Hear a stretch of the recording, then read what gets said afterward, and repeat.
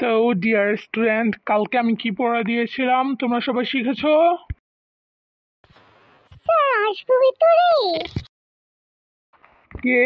ও মিনা, তোমার এত প্রতিদিন দেরি হয় কেন? হ্যাঁ, ক্লাস শুরু হওয়ার পরে আসো। সরি স্যার, সাজতে সাজতে দেরি হয়ে যায়। এত সাজা কিসের? হ্যাঁ, স্কুলে আসো সাজতে নাকি ঢং দেখাতে? পড়াশোনা নাই নাকি তোমার? সরি স্যার, সরি, মাফ করবেন। আচ্ছা বলো, আমাদের শহরে কয়টি কাক আছে? আচ্ছা স্যার, বলবো। হ্যাঁ বলো। আমাদের এলাকায় 1725টি কাক আছে। তুমি কিভাবে বুঝলে? তা না হলে আপনি গণে নিন।